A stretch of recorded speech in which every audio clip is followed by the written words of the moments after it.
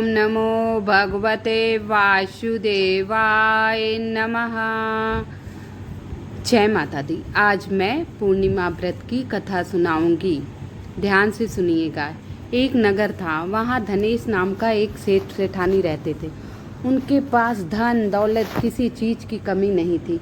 वो निसंतान थे, उनके कोई संतान नहीं थी। नगर में एक योगी आए, सबके घर से भिक्षा मांगे, सिर्फ सेठ का घर छोड़ दिया। सबके घर से भिक्षा लिए, सेठ का घर छोड़ दिया।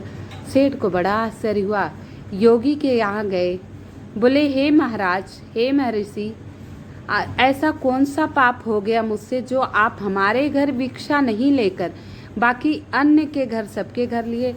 बोले तू पापी है, तू पापी है, तेरे यहाँ संतान नहीं है, तेरा अन्न पतित है, पतितों का धन मैं नहीं खाता हूँ, मुझे ऐसे अन्न की ज़रूरत नहीं है। सेठ रोने लगे, बोले मैं इस जन्म में तो मेरे ध्यान नहीं कि कोई पाप किया हो, पिछले जन्म का तो मुझे भान नहीं है प्रभु। आप ही कुछ ऐसा उपाय बताइए जिससे मुझे पुत्र रत्न की प्राप्ति हो और सारे दोष मिट जाएं। बहुत विनती करने पर ऋषि ने ध्यान लगाया, बोला। ऋषि बोले तू प्रतिदिन ब्रह्म मुहूर्त में उठकर स्नान कर गंगा जल डाल के, और बाबा भोले को जल चढ़ा, और महीने की पूर्णिमा आए 32 पूर्णिमा का व्रत करे तुम्हारी पत्नी। बोले ठीक है। और आप चंडी का पूजा कीजिए, चंडी का पाठ कीजिए। सेठ को जिस तरह बताया था, सेठ वन में चला गया चंडी की आराधना करने। जब 40 दिन 41 दिन बीते, चंडी की आराधना की, माता खुश हुई।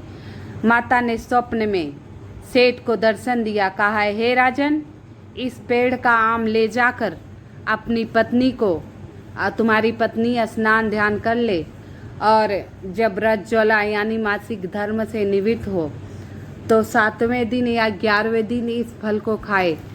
जब सेठ की आँख खुली तो देखा जहाँ तपस्या कर रहा था, चंडी पूजन कर रहा था, वहीं बगल में आम का पेड़ था। उसने आम लिया और घर गया, अपनी पत्नी से सारी बात कही। उसकी पत्नी को मासिक धर्म आया, उससे निवित स्नान ध्यान करके बाल धुल के फिर 11वें दिन उस व्रत मतलब फल का भोग लिया। और फिर ऋषि ने बताया कि 32 मतलब पूर्णिमा का भी करना है। उस फल को खाने से गर्भवती हो गई, लेकिन योगी ने बताया था तुम्हारे पुत्र की आयु सिर्फ 16 साल है। अच्छा, उन्हें पुत्र रत्न प्राप्त हुआ, लेकिन सबको यह चिंता थी कि ये कब तक जीवित रहेगा। जैसे ही पुत्र हुआ, माँ ने उसकी पूर्णिमा का व्रत करना शुरू कर दिए। कहते हैं पूर्णिमा का व्रत करने से स्त्रियां विधवा नहीं होती हैं, उनका सुहाग सदा बना रहता है। इसलिए एक बार जीवन में 32 पूर्णमासी का व्रत अवश्य करना चाहिए। एक बार यशोदा माँ ने भगवान श्री कृष्ण से पूछा, बोला हे पुत्र, कुछ ऐसी कथा बताइए कि जिससे किसी स्त्री को विधवापन नहीं आए, वैधव का मतलब विधवापन का सामना नहीं करना पाए। भगवान श्री कृष्ण ने यही पूर्णिमा की व्रत कथा कही। कहा हे माते, जो स्त्रियां इस पूर्णिमा 32 पूर्णिमा का व्रत करेंगी, कथा सुनेंगी और प्रसाद वितरण करेंगी, उन्हें कभी भी निसंतान और विधवापन नहीं आएगा। बोली अच्छा। तो ये सब कहानी सुन के सेठानी ने व्रत शुरू कर दिया। बेटा 16 साल का हुआ तो वो बोली अपने मामा के साथ, बेटा आप काशी पढ़ने चले जाओ। घोड़ा दिया और सर सामान दिया सेठ ने। बोले भाई माता रानी का नाम जपते हुए, जहाँ शिवलिंग मिले जल चढ़ाते हुए, जय माँ लक्ष्मी करते हुए जाइए। पूर्णिमा का व्रत आए उस दिन विशेष जहाँ भी रुकना वहाँ पूजा हवन पाठ करवाना, अपने साले से कहा, और पुत्र को घोड़े पे बिठाकर भेज दिया। एक नगर के धर्मशाला में रुका। वहाँ धर्मशाला में कुछ बाराती रुका थे। तो वहाँ जो दूल्हा था, उस दूल्हे की कुछ मानसिक स्थिति गड़बड़ हो गई, वो वहाँ चला गया। अब दूल्हे के बाप ने सोचा, इस लड़के की शक्ल तो मेरे पुत्र से मिलती है, क्यों ना इसका विवाह कर दिया जाए और बाद में विदाई बहू की मैं करा लूँगा।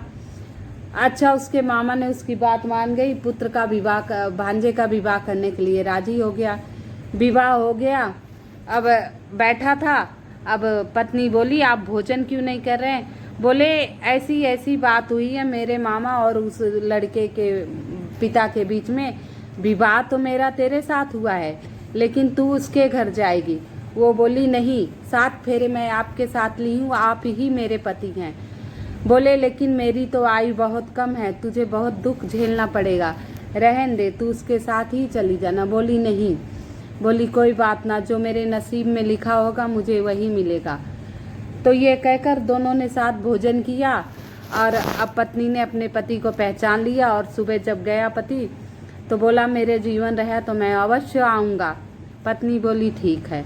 जैसे ही उसके पिता ने विदाई करने के लिए सब सामग्री इकट्ठा की, विदाई का समय आया, लड़की बोली पिताजी ये मेरा पति नहीं है, मेरा तो विवाह किसी और से हुआ है। वो काशी पढ़ने गया है, जब वो आएगा तभी मैं उसके साथ जाऊंगी, मैं दूसरे के साथ नहीं जाऊंगी। पिता ने उसकी बात मान ली और हकीकत पता चला तो उसने लड़के के बाप को बहुत डांट फटकार लगाई, बारातियों का अपमान किया, सब अपने अपने घर गए। अब बेटा काशी पढ़ने गया था। यहाँ 32 पूर्णिमा का व्रत उसकी माता ने पूर्ण किया और श्रद्धा अनुसार उद्यापन किया। कन्या जिमाए, दान पुण्य धर्म, पूर्णिमा के दिन जितना हो अन्न दान, वस्त्र दान, जो आपसे हो सके उतना अवश्य करिए। फल दान, बहुत विशेष महत्व होता है इन सब चीज़ों का।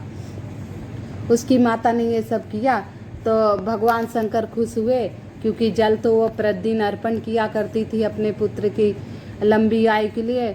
भगवान खुश हुए, माता चंडी भी प्रसन्न हुई और पूर्णिमा के व्रत के प्रभाव से उसे उसके पुत्र के लंबी आयु का वरदान मिला। अब पुत्र जब 16 साल का पूरा हुआ, 17वां लगा, तो उसके भाई ने संदेशा भेजा आपका पुत्र सही सलामत है। तो माता बहुत खुश हुई, बोली अब मैं पूर्णिमा का व्रत करूंगी, हर पूर्णिमा को सत्यनारायण प्रभु की कथा सुनूंगी, जितना होगा प्रसाद वितरण करूंगी, भंडारे करूंगी। उसकी माँ ने व्रत शुरू किया और पुत्र काशी से पढ़कर लौटा तो वहाँ गया जहाँ उसकी पत्नी थी।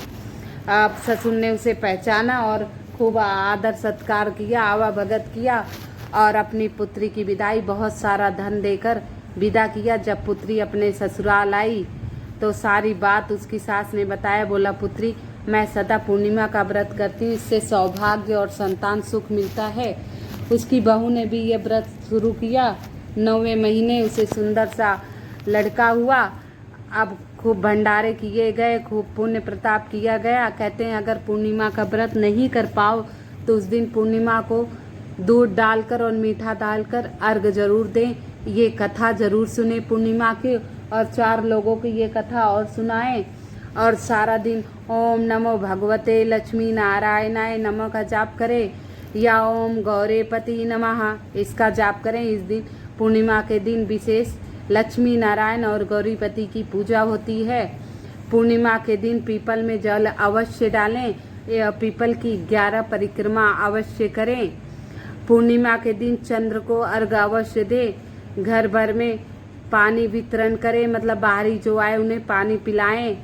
जेठ की पूर्णिमा का अवश्य महत्व है। और 1 चुटकी हल्दी गंगा जल डालकर ब्रह्म मुहूर्त में ही पूर्णिमा के दिन नहाना चाहिए। पूर्णिमा के दिन आप समय से उठ जाइए और ब्रह्म मुहूर्त में स्नान कीजिए। ब्रह्म मुहूर्त में स्नान करने से सहस्त्र गुना फल मिलता है।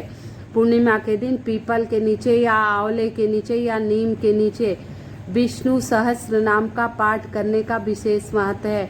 विष्णु सहस्त्र नाम का पाठ नहीं कर पाइए तो आप 11, 21 नाम तो आप जप ही सकते हैं।